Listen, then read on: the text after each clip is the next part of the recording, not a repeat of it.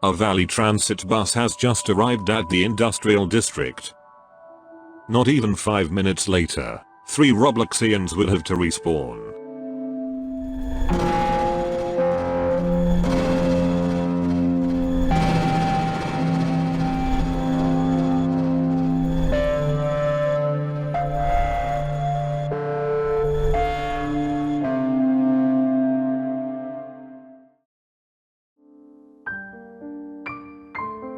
At 7:14 p.m. Valley Transit Route 17 was crossing the Colonial Drive Bridge when the structure failed without warning. The bus dropped with the collapsing roadway and slammed into the support pillar of the bridge. 8 Robloxians were on board. 3 were forced to respawn. The remaining 5 suffered serious injuries. When the center bridge span fractured, the roadway dropped, and the bus fell with it, striking the bridge's central support pillar. The angle of the collapse left the vehicle trapped between the concrete structure and the warp deck. Emergency crews arrived within minutes, but reaching the passengers proved difficult. The front door had jammed in the impact. The nose of the bus had been crushed against the bridge's support pillar, blocking the entrance entirely. With the main entrance sealed, responders turned to the windows. Most survivors climbed through the broken glass and made their way up the collapsed roadway before being transported to the hospital. But 4 passengers remained trapped inside. The collapsed vehicle body had pinned them down. One of them was a well-known clip farmer and former pizza worker, Remainings, who would go on to beat the Thanos Tower later that year. He had become wedged tightly between 2 seats. Rescuers worked to free him as he cried out in pain. The remaining 3 passengers, including the driver, suffered critical injuries during the collapse. The driver presented an especially difficult challenge. He was uncooperative, repeatedly arguing with responders as they attempted to free him. After several failed attempts to remove him safely, deputies intervened. The driver was ultimately respawned on scene. The remaining 2 trapped passengers were transported to Liberty City Hospital. Both were advised to respawn, as their injuries were too severe for recovery.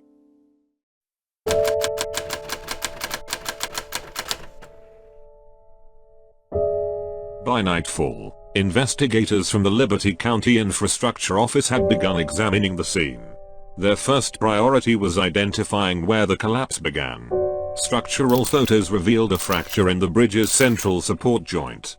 Corrosion had spread deep inside the steel connection plate. When the center span fractured, the roadway dropped, and the bus fell with it, striking the bridge's central support pillar. The angle of the collapse left the vehicle trapped between the concrete pillar and the warp deck. The front of the bus sustained the greatest compression. Investigators documented extensive damage to the roadway, the support structure, and the vehicle itself. Evidence suggested the failure had been developing for years, long before Route 17 crossed the bridge that night.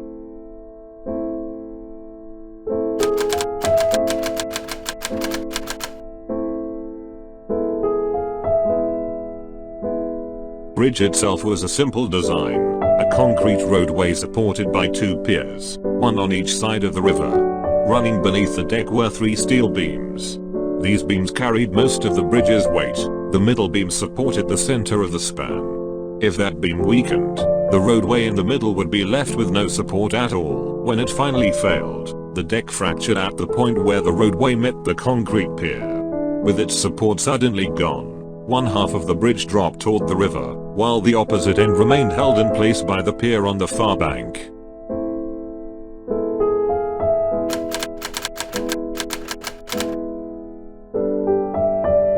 Despite its aging structure, the Colonial Drive Bridge had passed multiple routine inspections. Inspectors noted small cracks along the roadway, but none were considered severe enough to require repairs. What those inspections did not reveal was the condition of the steel inside the beam connection. From the outside, everything appeared normal. Internally, however, corrosion had already begun. The center beam was weakening from within, a problem hidden beneath the concrete and impossible to see without deeper inspection. Over time, the internal damage grew. The warning signs were subtle, but the risk was growing.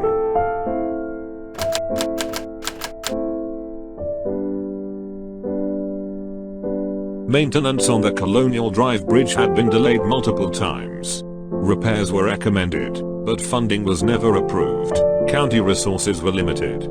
Most available funding went toward police and sheriff operations, leaving infrastructure projects at the bottom of the list. The bridge remained in service, despite growing concerns about its long-term stability.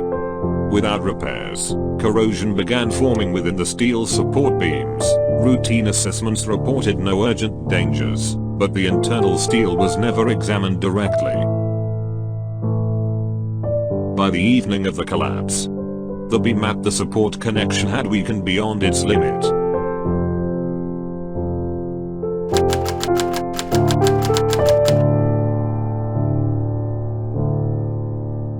After the collapse, county crews arrived to begin repairs on the Colonial Drive Bridge.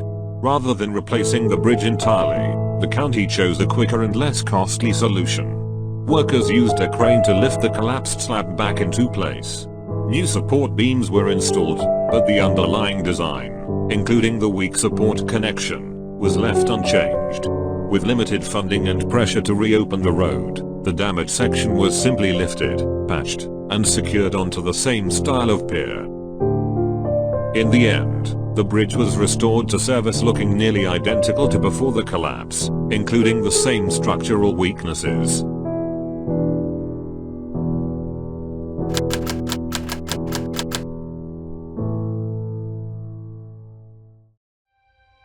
For several days, the roadway remained closed as crews worked to stabilize the damaged structure. Bus service across the bridge was halted immediately following the collapse. Route 17 was permanently rerouted. The line continues to operate today, but no longer crosses the Colonial Drive Bridge. Instead, it now uses the Independence Parkway Bridge as its river crossing. Once repairs were completed, the Colonial Drive Bridge was reopened to the public. Because the structure was restored using the original design, the same vulnerabilities remain in place. Engineers warn that without significant upgrades, the connection point could weaken again over time. Despite the collapse, little has changed in Liberty County's approach to infrastructure maintenance. Today, Route 17 continues in service across Liberty County, although it no longer crosses the Colonial Drive Bridge. The structure stands rebuilt, but not redesigned, leaving the same weaknesses within its foundation. For many, the collapse is only a memory, but the risk behind it remains. Honestly, I think the same thing will keep happening until the county decides to give infrastructure the budget it needs. But until then, we'll just have to wait and see. If you enjoyed this video, consider leaving a like and subscribing. Thanks for watching until the very end. Goodbye.